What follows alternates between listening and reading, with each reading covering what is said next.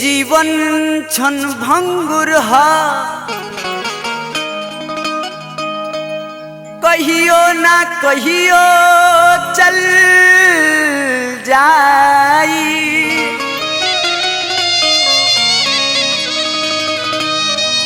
इहो माटी के कांच घड़ी लबा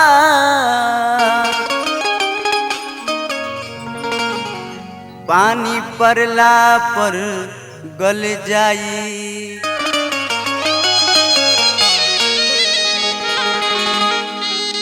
तो कहे के बा भैया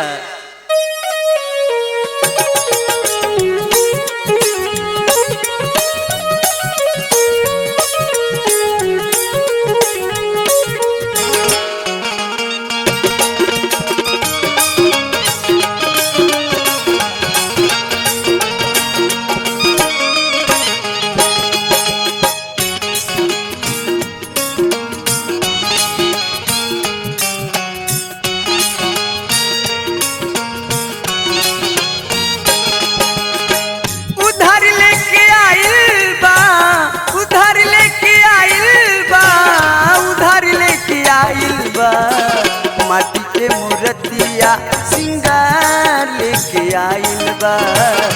माटी के मूर्तिया सिंगार लेके आइल बा। उधर लेके आइल बा, उधर लेके आइल बा, उधर लेके आइल बा। माटी के मूर्तिया सिंगार लेके आइल बा। माटी के मूर्तिया सिंगार लेके आइल बा।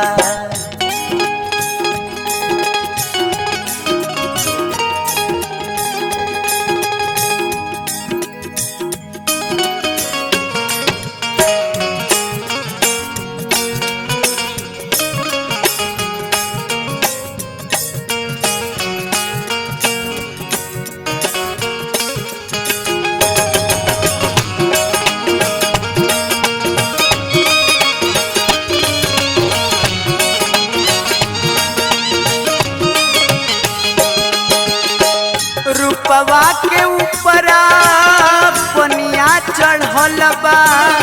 रूपवा के ऊपरा पनिया चढ़ल बा।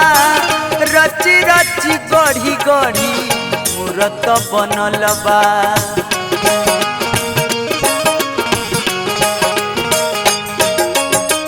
रूपवा के ऊपरा पनिया चढ़ल बा।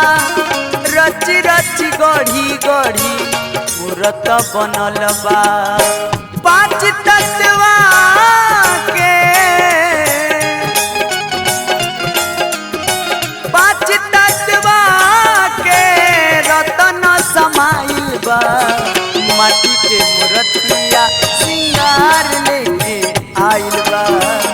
माटी के मूर्तिया सिंगार लेके आइल बा।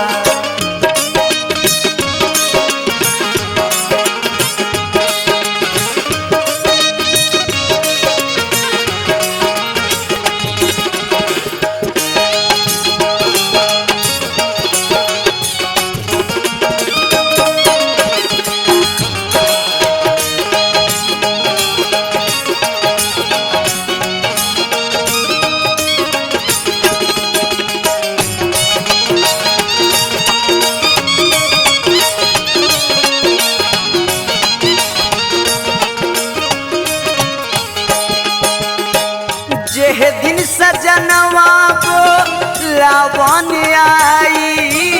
जेह दिन सजनवा बोलावन आई। ओह दिन पाठक जी का कितना बुझाई।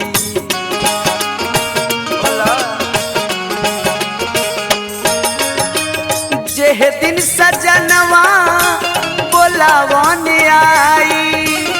ओह दिन पाठक जी का कितना बुझाई।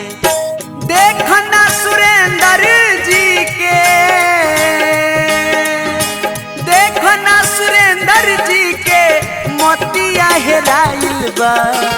माटी के मूर्तिया सिंगार लेके आइल बा।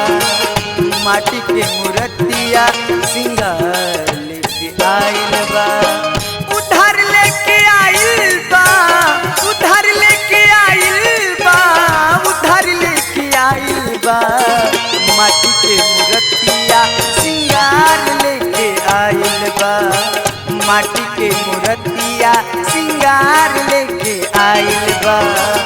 माटी के मूर्तिया सिंगार लेके आइल बा।